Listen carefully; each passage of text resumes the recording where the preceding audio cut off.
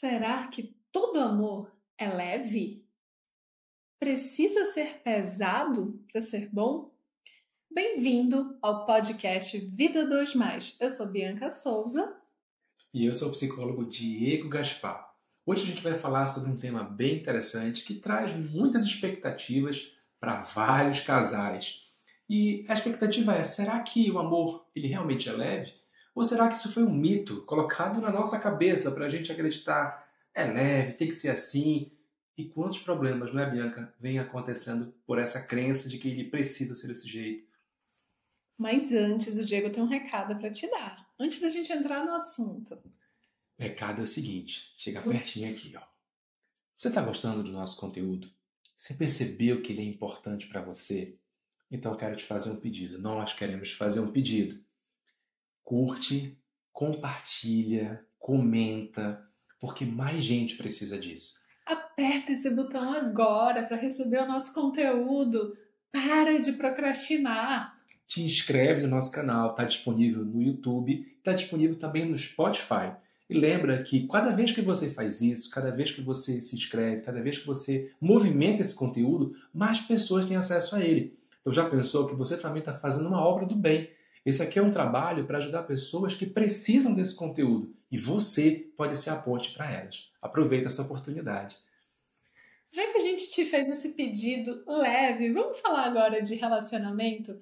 Por que relacionamento traz esse estereótipo, Diego, de será que para ser bom tem que ser leve o tempo todo?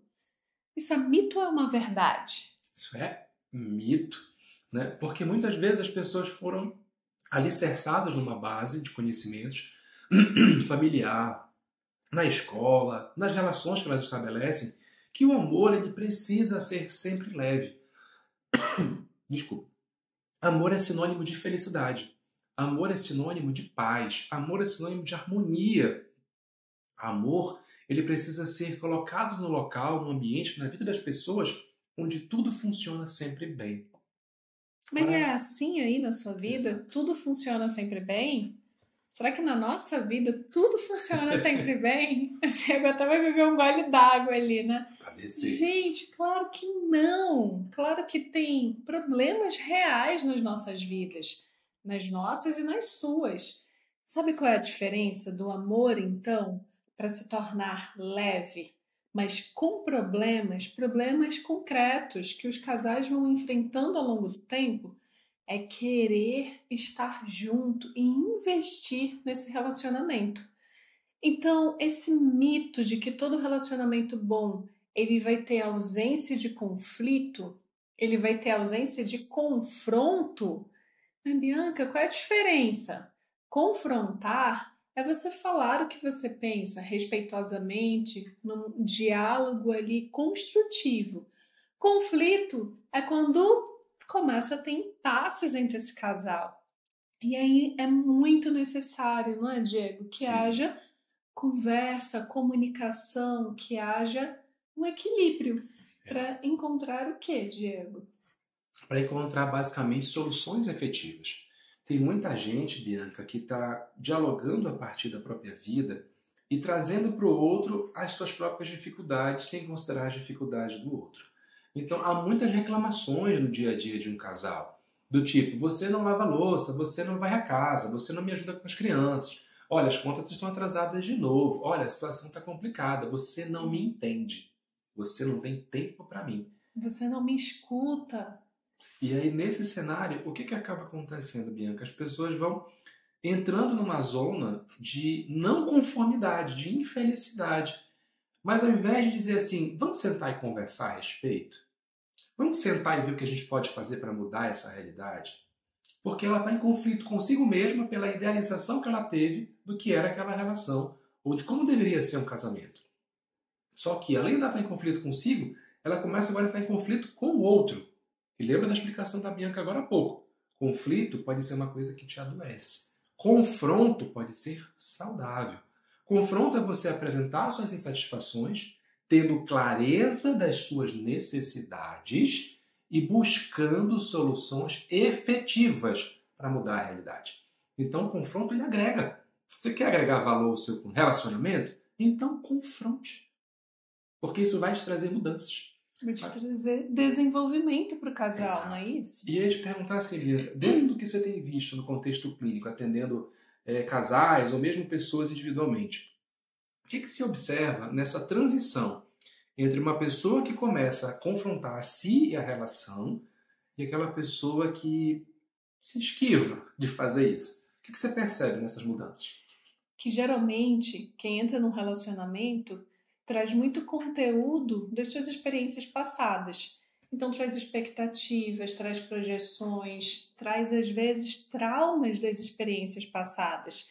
E fica receoso, fica com medo que o outro te machuque como você foi machucado no passado. Então, na psicoterapia de casal, o que eu tenho testemunhado constantemente são casais que precisam se escutar.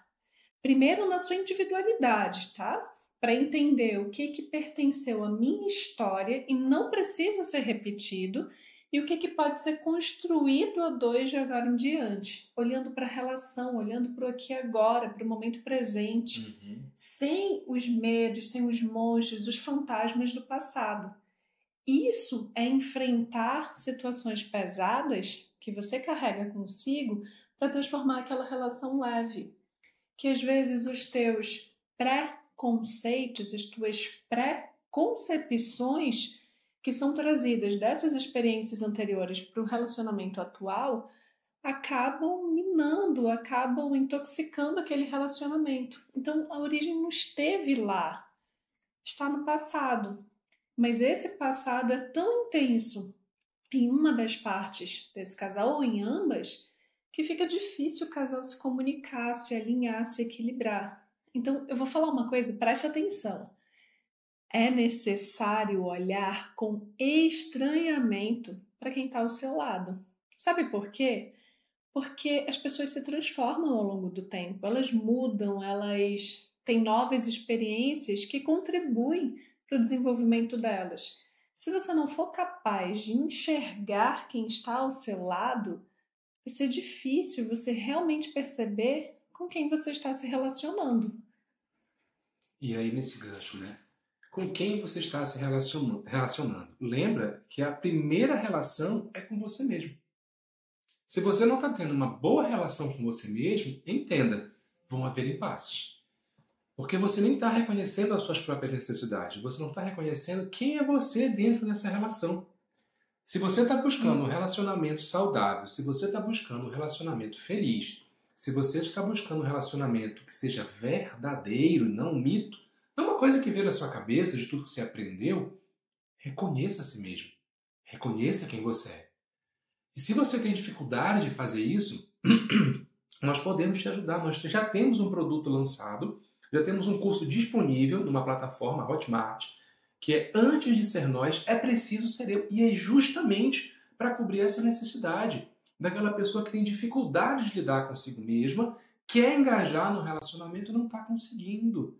Porque percebe que para o relacionamento feliz dar certo, ela precisa se escutar.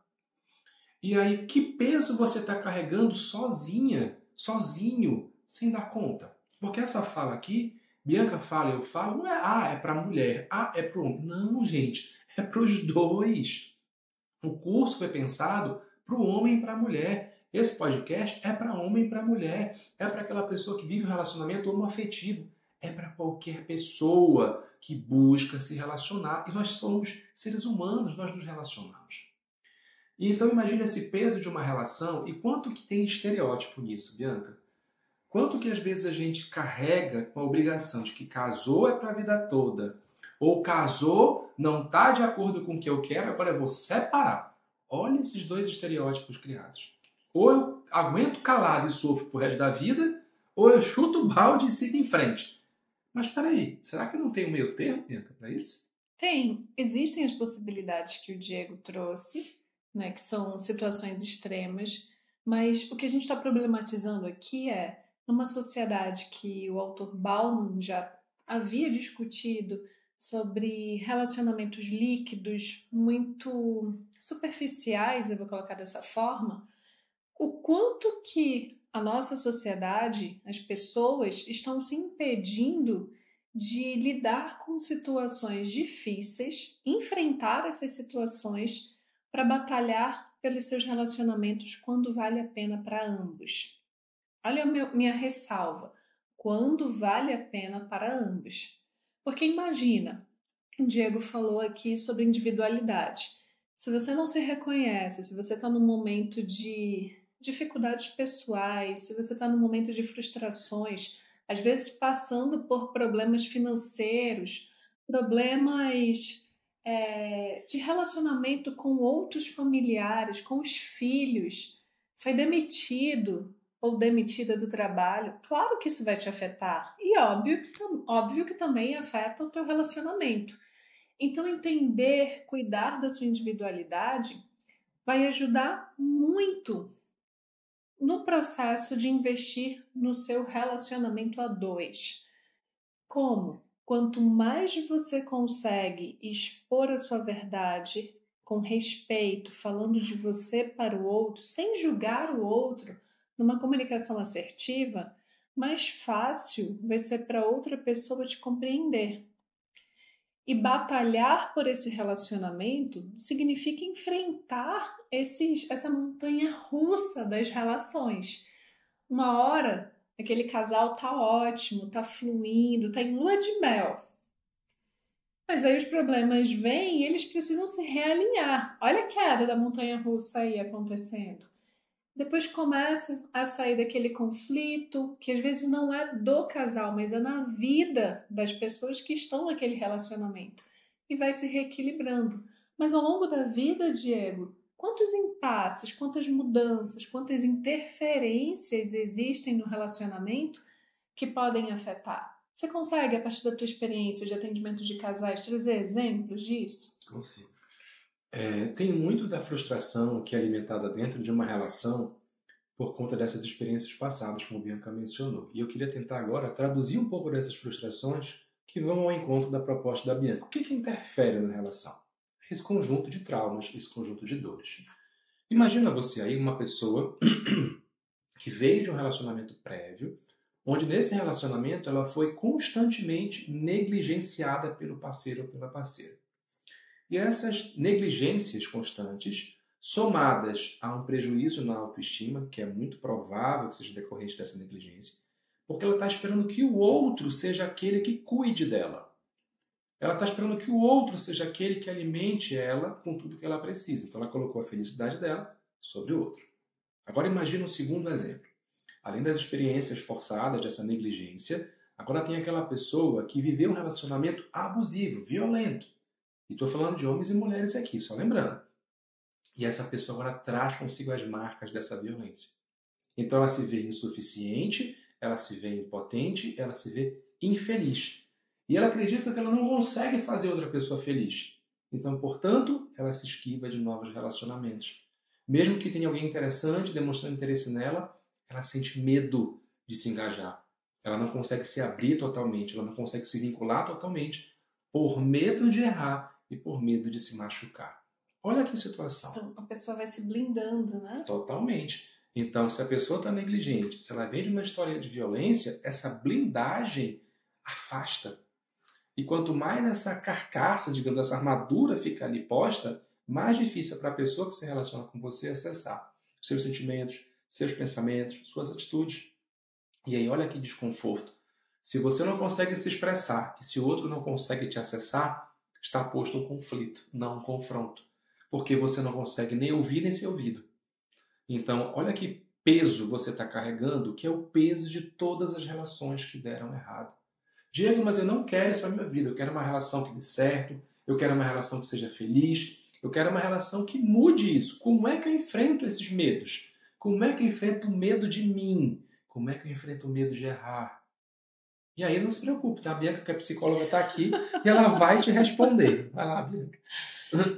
Gente, medo é natural termos. Não deseje não tê-lo. Você vai agredir seu organismo não ter medo. A questão é você confrontar esse medo. Você se perguntar, eu tenho medo do quê? Eu tenho medo de perder o parceiro se eu expor a minha verdade? Mas você já não está perdendo se você se blindar e conter aquilo que você quer tanto compartilhar? Você não está minando, não está influenciando negativamente seu relacionamento? Então, como se enfrenta o medo? Com informação.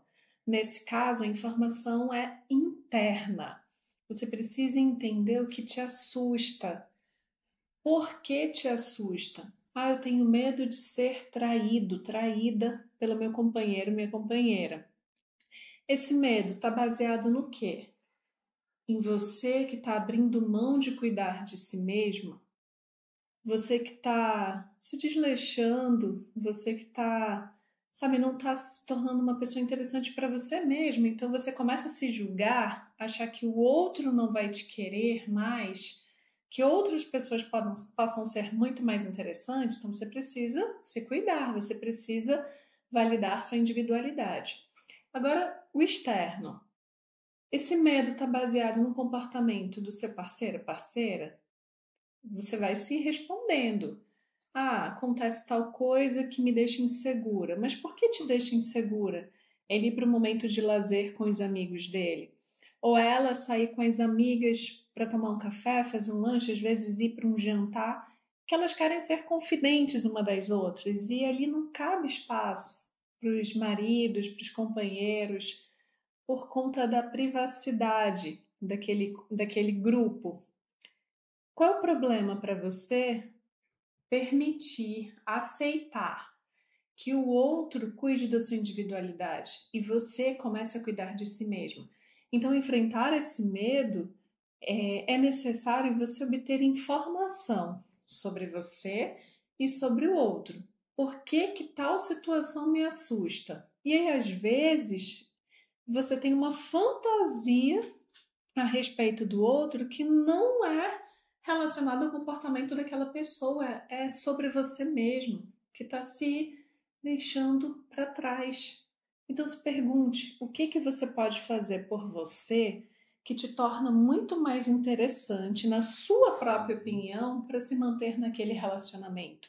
Para você se olhar no espelho e vir com aquela sensação assim, cara, preciso melhorar. Mas eu tô gostando de como eu tô cuidando da minha vida, eu tô gostando de como eu tô cuidando do meu corpo, da minha saúde. Nossa, eu tô gostando dos conteúdos que eu tô absorvendo, eu tô me tornando uma pessoa interessante. Então, enfrentar o medo, vou repetir isso. Para enfrentar o medo é necessário informação.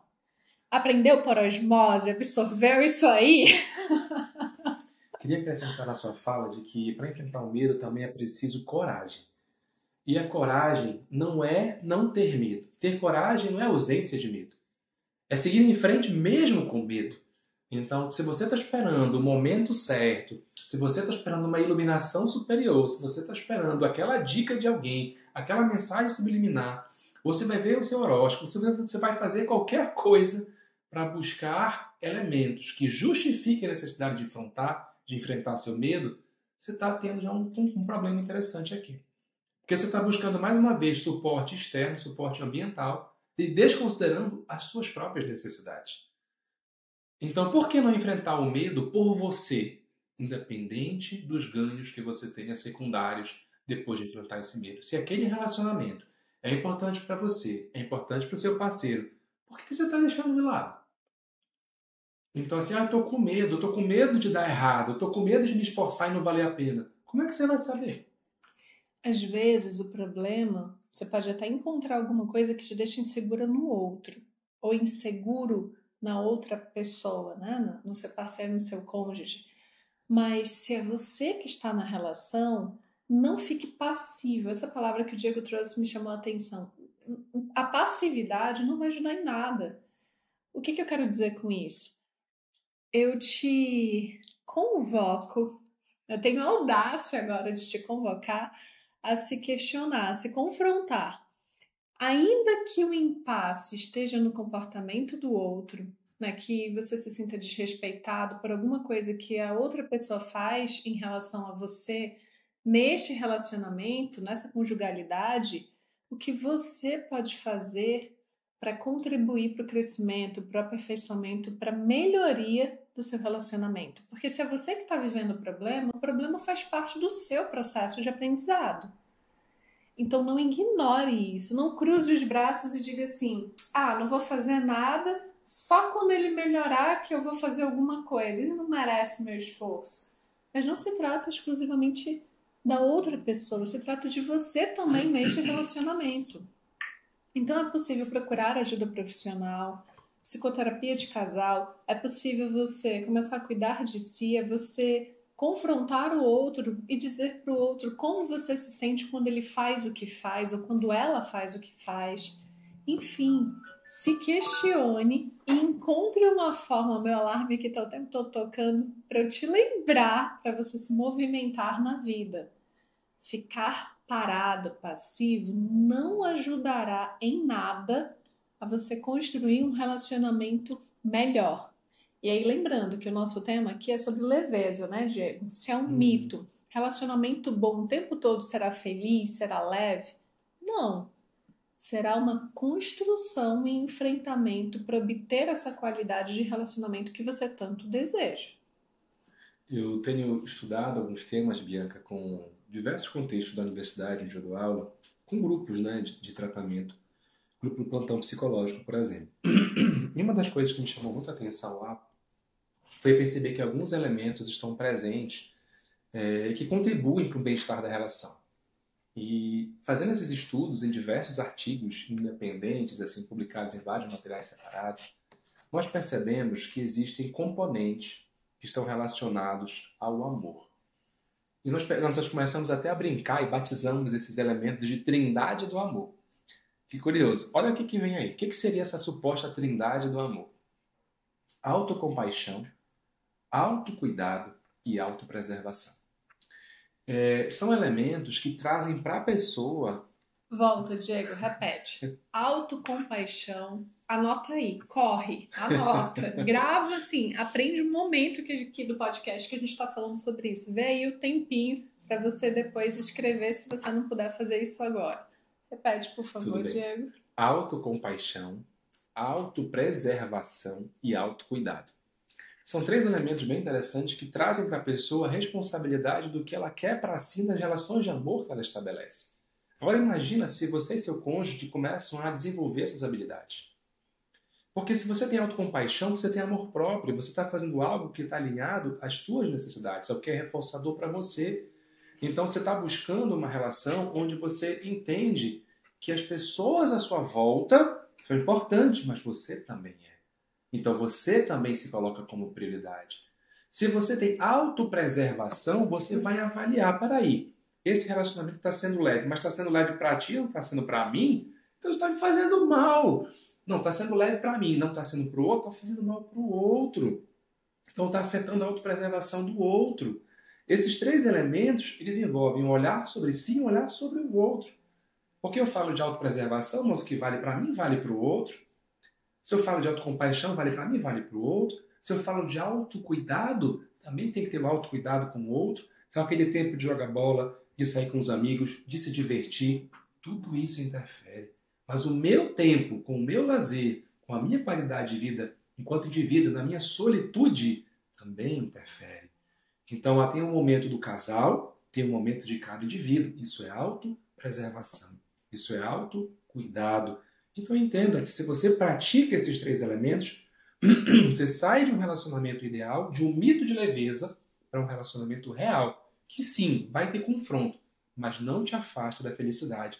Isso é uma jornada, isso é um caminho, isso é um percurso.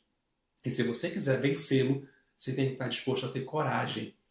E lembre que coragem não é sentir medo. Coragem não é ausência do medo, é seguir em frente mesmo com o medo. Então vença seus medos, um passo de cada vez. Hoje eu dou conta de fazer isso por mim e isso pela minha relação. Esse é o primeiro dia. Amanhã vai ser o segundo dia. O que você dá conta de fazer por si pela sua relação? E todos os dias você vai perceber um avanço. Mas aí a Bianca também vai fazer mais uma contribuição para ti. Bianca, nessa transição, nessa mudança de vida, nessa jornada, as pessoas acabam encontrando pedra de tropeço. O que fazer se depois de um tempo progredindo na relação eu cair de novo? Primeiro eu quero desconstruir aqui, Diego, que eu não estou convidando nem você, as pessoas, a suportarem relacionamentos que não lhes façam bem. Não é esse o contexto. É o oposto, é você olhar para o seu relacionamento e você perguntar o que eu posso fazer por ele para melhorar. E melhorar um relacionamento não é o compromisso de apenas uma pessoa, é o casal. Todas as pessoas envolvidas ali precisam desejar isso e agir para isso. Então, perceber, decidir e agir, ok? Uhum. Se você percebe e não age, você está sendo passivo.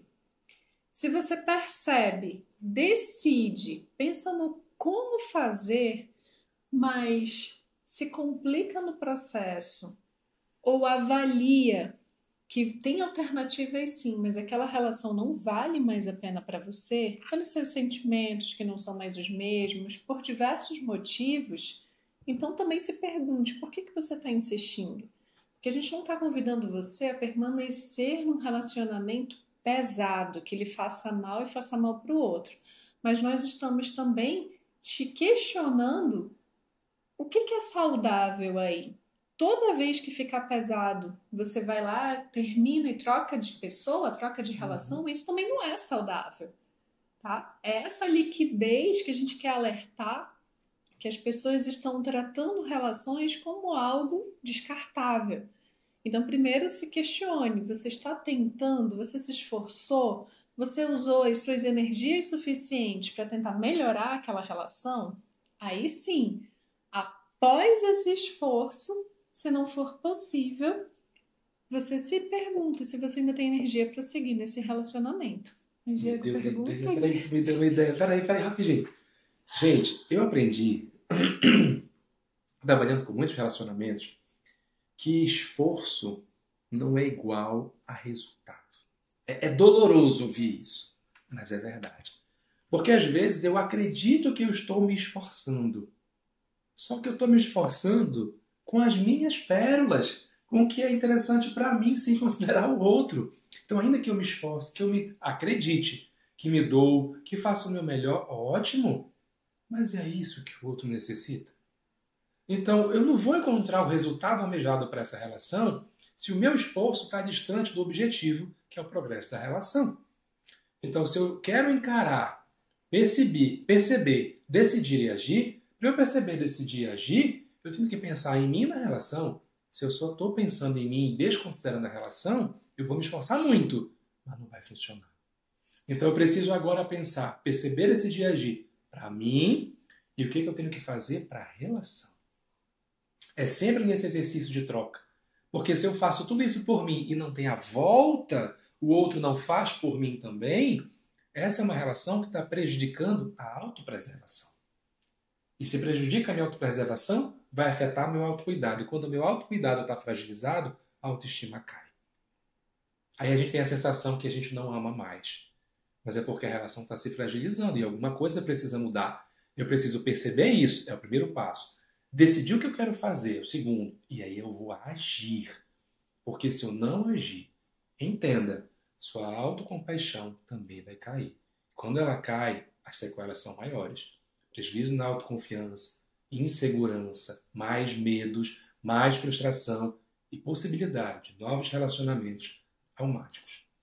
Então a gente quer deixar esse alerta para você, não com esse tom pesado, mas com um tom de aprendizado. O que você precisa para ser feliz? Primeiro passo, encontrar a si mesmo. Segundo passo, agir em função do que é bom, do que é benéfico para você e para a relação que você escolhe. Então, escolher a relação que você quer e perseverar naquela relação que te faz bem é decisivo. Mas meça com parâmetros claros que nós te demos aqui. Então, o que torna, Diego, esse relacionamento mais leve? Paciência, escolha, ação, perseverança. Perseverança. Gente, desculpe a minha rouquidão de hoje. Eu estou saindo aqui de um processo de gripe bem forte. Eu agradeço vocês que nos assistiram, que nos acompanharam até aqui. Lembra, curte, compartilha, comenta. Isso é importante para que outras pessoas acessem esse conteúdo que eu tenho certeza que você gostou e que vai ajudar você em diversos aspectos da sua vida. E ajuda a gente com a divulgação desse canal, porque mais pessoas também vão ser ajudadas com isso também. Um beijo estalado para vocês. E até a próxima. Até lá.